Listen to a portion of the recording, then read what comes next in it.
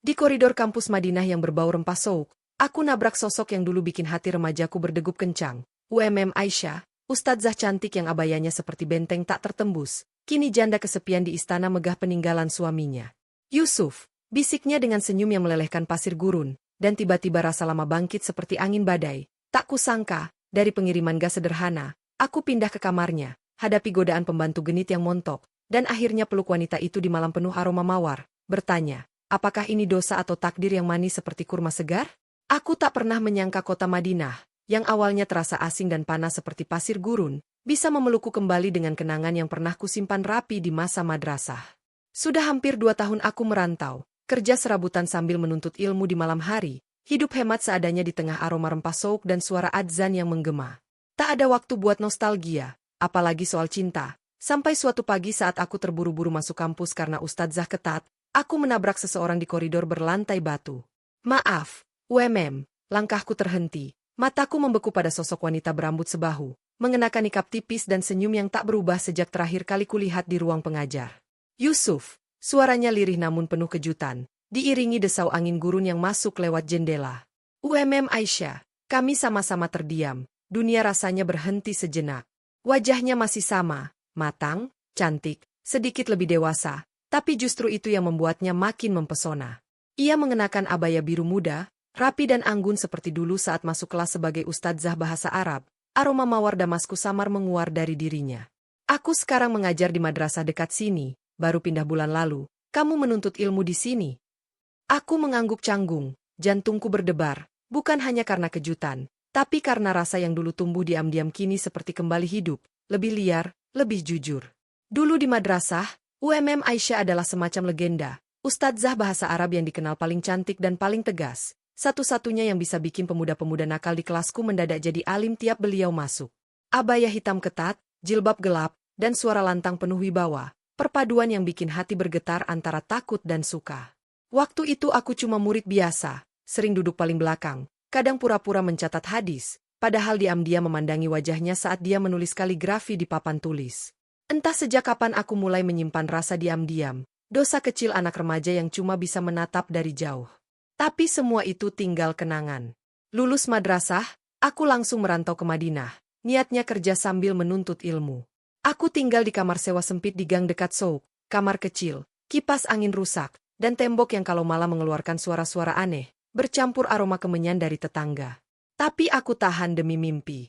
Hidupku jadi rutinitas, kerja pagi mengantar galon air zam-zam dan tabung gas, menuntut ilmu sore, lalu pulang malam dengan roti pita sisa diskon teman.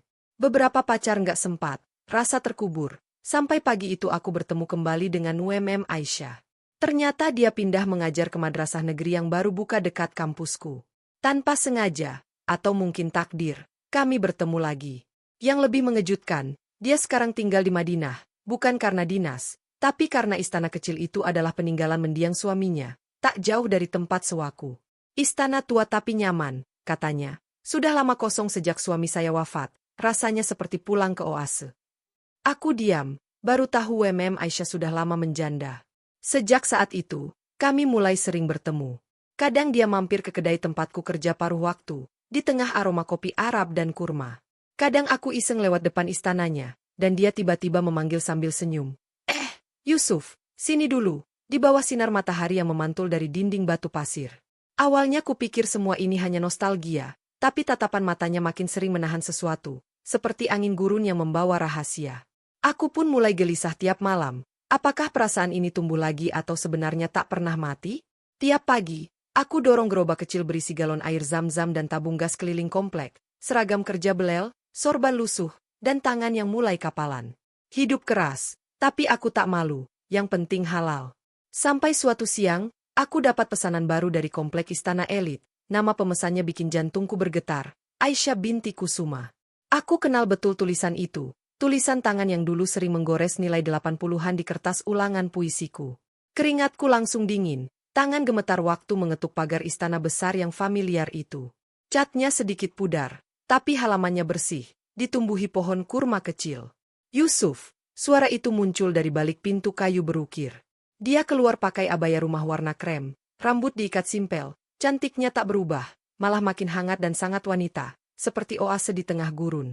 Iya, saya bawain galon dan gas. Dia tersenyum. Masuk aja, taruh di dapur. Ya, aduh, kamu rajin banget sekarang, menuntut ilmu sambil kerja begini, ibu bangga. Aku angguk sambil menyembunyikan degup yang makin tak karuan. Begitu masuk, aroma istana itu langsung bikin hati tenang, bukan hanya karena harum mawar di meja, tapi karena ada jejak hidup di sana. Foto-foto, tumpukan kitab, dan satu sisi istana yang terasa sepi seperti menunggu diisi. Kenapa nggak bilang dari dulu kamu kerja begini? Tanyanya sambil menuang teh mint. Biar ibu langganan dari awal, bisa bantu-bantu dikit. Ya, kan? Sejak itu, aku rutin ke istana WMM Aisyah, kadang cuma antar gas, kadang dia mengajak ngobrol sebentar, ngomongin ilmu yang kutuntut, kerjaanku, bahkan soal mantan murid-murid kami yang sekarang viral di platform berbagi video. Tapi makin lama, obrolan kami makin dalam. Kadang dia cerita soal kesepiannya sejak suaminya wafat, tentang malam-malam panjang yang dia isi dengan membaca kitab, mendengar kasidah dari radio tua, atau memandangi langit berbintang dari jendela kamarnya, di tengah suara angin gurun yang samar. Kadang ibu iri sama kamu, Yusuf, masih muda, punya semangat hidup. Kalau ibu seusiamu dulu, mungkin bakal memilih hidup yang beda, katanya suatu malam saat aku bantu betulin regulator gas yang macet. Aku hanya diam, tapi dalam hati ada rasa yang tak bisa lagi kutahan. Kagum, hormat, dan perlahan ingin lebih dekat. Malam itu, sebelum aku pamit pulang, dia menatapku lebih lama dari biasanya. Yusuf, bisiknya, makasih ya udah mau mampir. Kadang cuma lihat kamu lewat depan pagar aja, ibu udah senang. Aku hanya tersenyum, tapi setelah keluar pagar istana itu, aku tahu sesuatu telah berubah, bukan hanya di hatiku, tapi juga di matanya yang seperti oase yang berkilau. Hari itu aku baru pulang menuntut ilmu, badan capek, tapi tiba-tiba ada pesan masuk. Yusuf, malam ini sempat mampir ke istana ya, ibu masak sedikit buatmu, anggap aja jamuan kecil. Awalnya kukira cuma basa-basi, tapi jari-jariku mengetik cepat. Siap, insya Allah jam 8 ya. Dan jam 8:05, aku sudah berdiri di depan istana itu, tangan berkeringat, rambut kuatur sekenanya, dan dada berdebar seperti mau ujian akhir. Pintu dibuka perlahan, dan Aisyah berdiri di ambang pintu dengan abaya rumahan tipis berwarna biru tua, tanpa lengan, sedikit membentuk lekuk tubuhnya yang masih sangat terawat. Rambutnya digerai, sedikit bergelombang, dan aroma mawarnya langsung menyergapku seperti nostalgia paling manis. Masuk, Yusuf, kamu pas banget, masakannya masih hangat. Aku mengangguk, tapi mataku susah berpaling. Dia berjalan pelan ke arah meja makan, langkahnya tenang tapi mengundang, seperti angin gurun yang membelai. Aku nyaris lupa cara duduk sopan di meja makan. Dia menyuguhkan nasi kapsa hangat, lab-labi, dan daging kambing panggang, menu khas Jazirah. Biar kamu nggak lupa sama rumah, katanya sambil tersenyum. Tapi yang bikin aku sulit menelan nasi justru senyum itu. Lembut, penuh perhatian, tapi juga menyimpan rasa. Kami makan sambil ngobrol. Lentera ruang makan hanya satu, agak redup, tapi cukup untuk melihat sorot matanya yang mulai berbeda. Kadang dia menyentuh tanganku saat mengambil piring, kadang dia tertawa lembut pada hal-hal sepele yang aku katakan. Sampai akhirnya, setelah makan, kami duduk di ruang tengah. Dia menyeduh teh min dan duduk di sebelahku, jauh lebih dekat dari biasanya. Tangannya menyentuh lututku sebentar saat meletakkan cangkir tembaga. Yusuf, suaranya lirih. Kamu tahu nggak, ibu pernah merasa hidup ini kayak istana kosong, lengkap tapi hampa. Aku menoleh, matanya menatapku lama, dalam, dan di situ aku melihatnya sebagai seorang wanita, bukan lagi ustadzah, bukan hanya ibu dari masa laluku, wanita yang cantik, matang, sepi, dan mulai membuka diri. Aku tak tahu siapa yang memulai lebih dulu, tapi tiba-tiba tangan kami saling menggenggam. Hangat, gemetar. Lalu, dalam senyap malam yang makin dalam, di tengah aroma kemenyan, dia bersandar ke pundakku, pelan, nyaman, tapi jantungku bergejolak. Kalau kamu capek, boleh istirahat sebentar di sini, ibu nggak keberatan. Suara angin gurun terdengar samar, tapi yang paling kencang malam itu adalah detak jantungku, dan mungkin detaknya juga. Pelukannya tak pernah terjadi, ciuman itu pun tidak terjadi, tapi justru karena semua tertahan di batas yang nyaris pecah, malam itu jadi terasa paling panjang. Aisyah bersandar di pundakku, lembut, wangi tubuhnya seperti memeluk dari segala arah, seperti aroma mawar yang bercampur udara malam. Aku hanya bisa duduk diam, menahan gemetar, dan merapal doa agar tidak ada yang salah, walau hatiku sudah mulai salah sejak tadi. Setelah beberapa menit dalam diam, dia duduk tegak perlahan, menatapku. Yusuf, katanya pelan, kamu sekarang menyewa kamar di mana? Di gang belakang kampus, kamar kecil, lumayanlah, Tapi ya seadanya, dia mengangguk, lalu menyesap tehnya sebentar. Sendirian di kamar kecil, jauh dari rumah, capek kerja dan menuntut ilmu, kuat juga kamu ya. Aku tersenyum kecil, namanya juga hidup, dijalani aja. Lalu Aisyah meletakkan cangkirnya, pandangannya lebih serius sekarang. Dengar, Yusuf, ibu ini tinggal sendirian di istana segede ini, cuma ada Maryam, itu juga lebih sering di dapur atau pulang ke anaknya. Dia menatap ke sekeliling ruang tengah, istana itu sepi, megah, tapi sepi, diterangi lentera tembaga. Ada 5 kamar kosong di atas. Kamu tahu nggak, kadang ibu suka dengar gema sendiri kalau jalan malam-malam. Aku tertawa kecil, tapi jantungku mulai deg-degan. Lalu kalimat itu keluar, kalau kamu mau, tinggal aja di sini. Aku terdiam, tinggal di sini, Iya, gratis, daripada kamu bayar sewa setiap bulan, uangnya bisa buat beli kitab atau nabung buat masa depan. Aku diam lama, tapi ini nggak keberatan. Dia tersenyum tipis. Keberatan kenapa? Istana ini terlalu besar buat seorang janda seperti ibu. Ada kamu di sini, setidaknya ada yang nemenin ngobrol malam-malam atau bantuin angkat barang berat. Aku masih ragu, tapi matanya begitu tulus. Oke, tapi aku janji nggak bakal nyusahin. Dia tertawa kecil. Kamu nggak bakal nyusahin, malah bikin istana ini lebih hidup lagi. Besoknya, aku langsung pindah, barangku sedikit, cuma tas ransel dan kardus berisi kitab dan pakaian ganti. Istana Aisyah berdiri megah di pojok komplek elit, 3 lantai dengan taman kurma kecil di depan dan garasi yang cukup buat 2 unta. Aku dikasih kamar tamu di lantai 2, luas, ranjang empuk, dan ada pendingin yang jarang nyala karena angin malam gurun sudah cukup sejuk. Tapi yang bikin aku betah bukan cuma kenyamanan istana, tapi Aisyah sendiri. Dia jadi lebih sering tersenyum, lebih sering cerita, dan lebih sering masak buat aku. Yusuf, ini sup kambing kesukaanmu, katanya suatu malam sambil menyodorkan mangkuk hangat, aroma rempahnya menguar. Aku tersenyum, makasih, ini istana rasanya lebih dari sekadar tempat tinggal. Dia menatapku pelan, karena ada kamu di sini, Yusuf. Tapi ada satu hal yang bikin aku kadang gelisah. Maryam, pembantu rumah tangga yang sudah lama kerja di sini, umurnya sekitar 40-an, badannya montok, abaya kesukaannya selalu agak ketat, dan dia suka menggodaku dengan cara yang bikin aku salah tingkah. Yusuf, bantuin angkat jemuran dong, katanya suatu pagi sambil senyum genit, di tengah aroma sabun yang bercampur angin gurun. Aku bantu, tapi mataku susah nggak lihat ke arah yang salah. Ini handuknya. Aku nyodorin sambil pura-pura lihat ke langit berbintang. Dia ketawa, jangan ngelirik ke sana ya, nanti mimpi basah. Aku merah padam, tapi Aisyah cuma geleng-geleng kepala sambil ketawa kecil lihat kami berdua. Malam itu, aku lagi rebahan di kamar, tiba-tiba ada ketukan pelan. Yusuf, ini Maryam, boleh masuk sebentar? Pintu kubuka, dan Maryam masuk pakai abaya pink tipis, tangannya bawa gelas air zam-zam. Ini minum dulu biar tidur nyenyak, katanya sambil duduk di tepi ranjang. Aku duduk di sebelahnya. Makasih, tapi dia nggak langsung pergi, malah menatapku lama. Yusuf, kamu ganteng ya, kalau masih muda, pasti gebetin. Aku ketawa canggung, bisa aja. Tapi tangannya tiba-tiba menyentuh lenganku, kalau malam ini sepi, bisa nemenin loh. Suaranya pelan, tapi matanya penuh godaan. Aku terdiam. Jantung berdegup kencang. Jangan gitu, aku kan tamu di sini. Dia tersenyum tipis. Tamu atau lebih? Aisyah sering cerita tentang kamu. Tahu aja. Lalu dia berdiri pelan. Abayanya agak tersingkap sedikit. Kalau butuh apa-apa, panggil ya. Dan dia pergi, meninggalku dengan pikiran kacau di tengah aroma lavender kamar. Malam itu aku tidur gelisah.